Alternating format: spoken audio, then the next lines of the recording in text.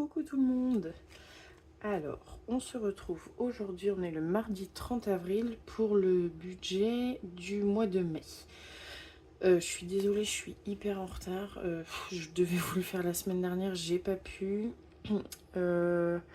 Et au courant du mois d'avril, je devais aussi vous faire le budget pour les vacances. Alors, il y a eu des changements pour les vacances. On va pas pouvoir partir.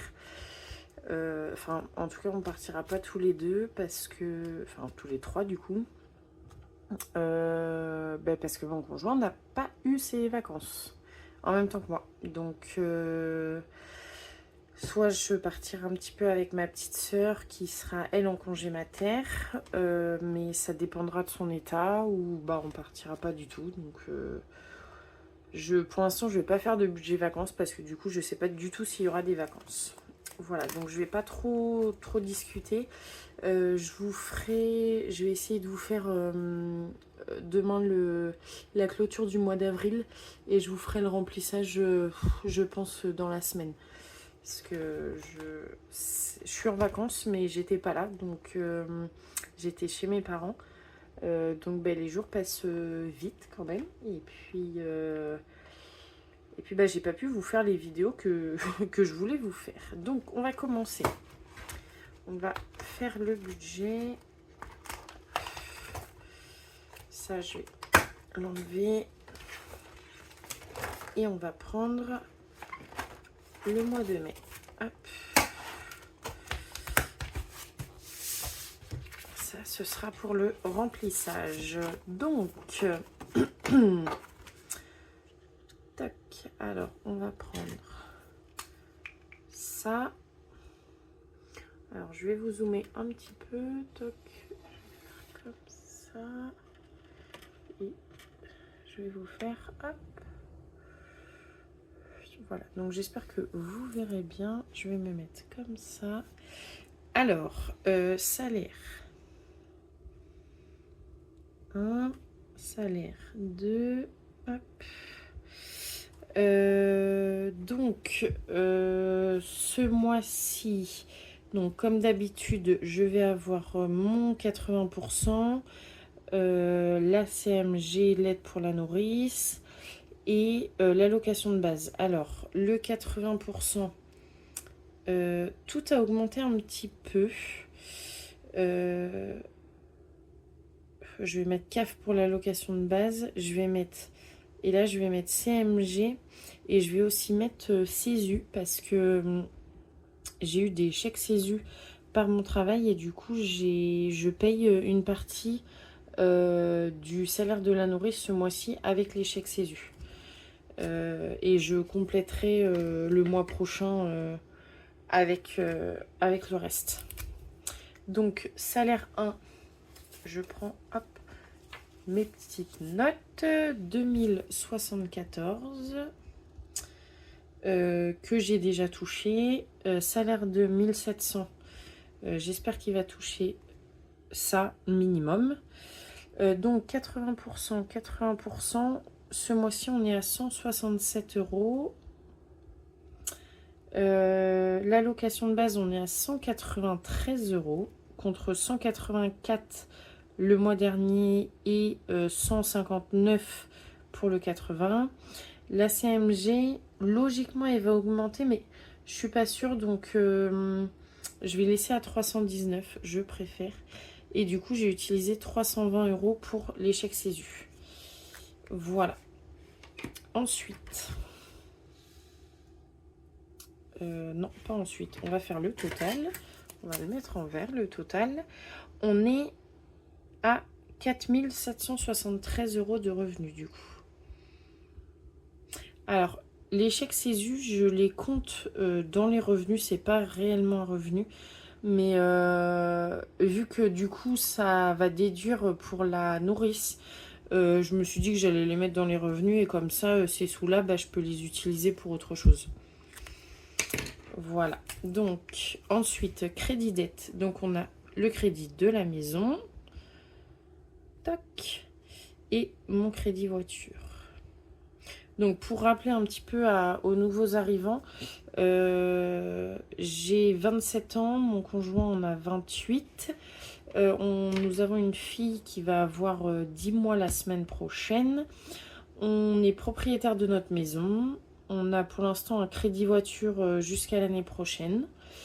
Et nous sommes tous les deux... Alors moi je suis fonctionnaire et mon conjoint est salarié. Voilà, voilà. Donc maison, on a un crédit de 920 €. Et pour la voiture, on a un crédit de 200 €. Ensuite, dans les dépenses variables, alors nous avons la nounou pour notre fille et l'autoroute. Parce que nous avons le badge télépéage Ulysse et du coup on paye tous les mois ce qu'on a utilisé le mois d'avant en fait. Donc là au mois de mai on va payer ce qu'on a utilisé au mois d'avril. Donc nous on a 632 € et autoroute normalement on aura 55 €. Et du coup j'ai pas fait le total des crédits et des dettes. Donc les crédits et des dettes comme d'habitude on est à 1120 €. Dépenses variables on est à 687. Tac. Dépenses fixes. Donc en parlant de ça, les dépenses fixes, il faut que je vérifie un truc, c'est l'EDF. Parce que le mois dernier, on a eu la régule. Et il faut que je vois s'ils n'ont pas changé la mensualité.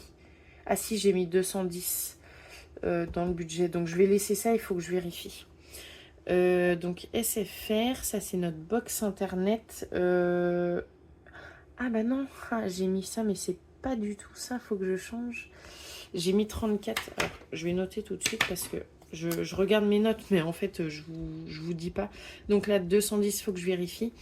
Et là, j'avais noté 34, mais en fait, on n'est plus du tout à 34. On est quasiment à 50 €. Je vais noter 50. Parce que vous savez, pendant un an, on paye un certain prix. Et au bout d'un an, on paye beaucoup plus. Et du coup, on a dépassé les 1 an. Donc là, il faut qu'on regarde à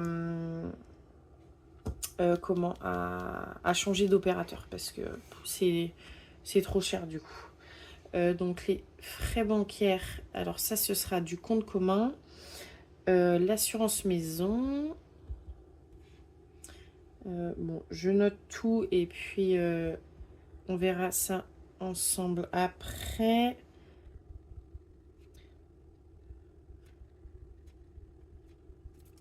Hop, voilà, donc les frais bancaires, on en a pour 7 €. L'assurance maison, on en a pour 34 €. Alors la mutuelle, ça a diminué, je vais noter environ 45 €. Ça a diminué par rapport au mois dernier parce que du coup, mon conjoint et la petite sont partis sur la mutuelle du nouveau travail de mon conjoint. Donc ça nous enlève ici et ce sera pris sur son salaire. Donc c'est pour ça que 1700 €, j'espère qu'il va au moins avoir ça en comptant la mutuelle.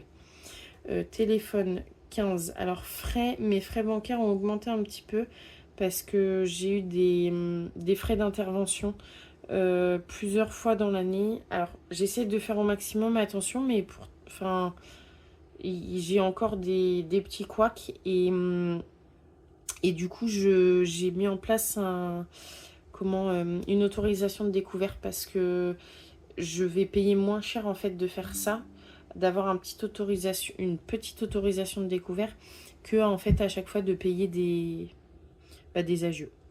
Donc RAID 12 €. L'assurance voiture elle est à 76 € et pour mon conjoint on met 60. Alors du coup j'avais 500 € mais en comptant 34. Donc si on compte 50 on ajoute 16 €, donc on est à 516 €. Tac, donc il va falloir que je recalcule parce que du coup ce que j'ai fait ça ne va pas. Ah oui mais on est à 16 € de moins.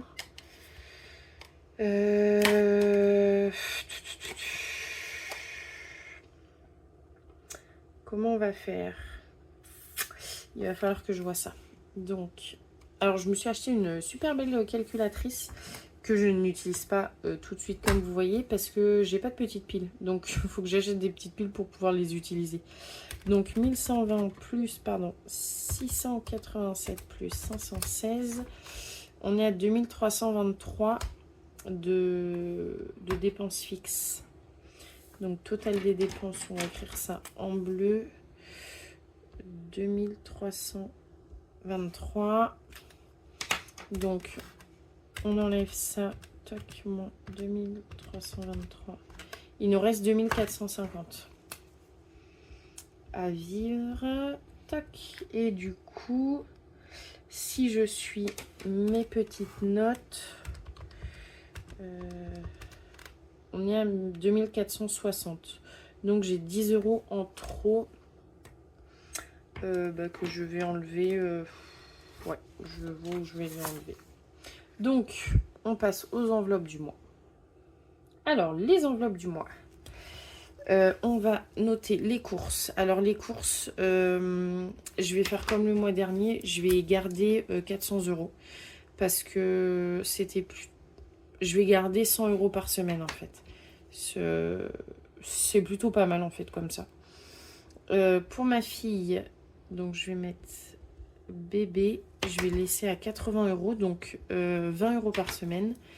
Imprévu, je vais augmenter un peu pour ce mois-ci et je vais voir. Je vais mettre 20 € aussi par semaine. Alors je vais mettre toutes les enveloppes comme ça. Hop, sortie, je l'augmente un peu, je vais la mettre à 150. Parce que bon, les beaux jours arrivent, je me dis si on veut se faire plaisir à faire une petite sortie, des choses comme ça. Là, la semaine prochaine, normalement, ma fille va aller avec sa tata, son tonton et mes parents chez mes grands-parents. Parce que nous, on peut pas y aller. Donc, on se fera sûrement un petit resto, un truc tous les deux. Perso, hop, je mets comme le mois dernier à 70. L'essence. Alors là, ce mois-ci... non, je vous spoile pas, je vous dirai tout ça dans la vidéo de clôture, que je ne m'éparpille pas trop. Et du coup, mon conjoint pour tous ces... non, l'essence, pardon. Je me perds complètement. L'essence, on est à 250. Et du coup, pour mon conjoint, il a besoin de 650 €. Voilà. Donc, au total... Non. On continue. Il y a le budget CB. Et du coup, je veux me mettre... Alors, je vais mettre je. Je vais me mettre une petite enveloppe, en fait. Je vais mettre 20 € dans l'enveloppe pour des tickets à gratter, des lotos, des choses comme ça. Je me dis que je vais essayer de... Enfin, je vais essayer. J'aime bien de temps en temps, en fait, acheter des tickets à gratter, des cash, des choses comme ça. Et du coup, je me dis, vaut mieux que je le mette dans une enveloppe. Au moins, je suis tranquille. CB, je vais mettre 40 €. Du coup, c'est là que je vais diminuer de 10 €. Et du coup, nous sommes à 1740 €. Tac, voilà. Donc, ensuite, les épargnes. Donc, il nous reste 710 € pardon, d'épargne. C'est pas mal, c'est une somme assez conséquente. Je vais pas faire énormément de catégories d'épargne ce mois-ci parce que il y a des choses qui arrivent. Par exemple, dans un mois, le 1er juin, on fête l'anniversaire de ma soeur et de son conjoint. Donc il va falloir leur faire un cadeau. J'ai un petit peu de côté, mais j'ai pas assez. Donc je vais mettre dans anniversaire. Et je vais mettre 100 €. Hop. Je vais mettre... Alors, du coup, là, ce mois-ci, j'ai pas mis d'enveloppe du mois en santé. Je vais faire en épargne. Je m'étais dit, je vais gonfler l'épargne santé. Donc là, je vais mettre 80 €. en profitant en fait des 320 € des chèques CESU. Pardon, vous voyez même pas. J'espère que vous voyez ce que j'ai écrit depuis tout à l'heure. Je regarde même pas mon retour. Je vais profiter en fait des 320 € des chèques CESU pour essayer de gonfler la santé. Et je vais aussi gonfler le shopping. Parce que, comme vous savez tous, eh ben, les soldes d'été, c'est fin juin. Après, je vais pas non plus dépenser des milliers des cents, hein, mais je pense qu'il y aura besoin de quelques petits trucs pour ma fille.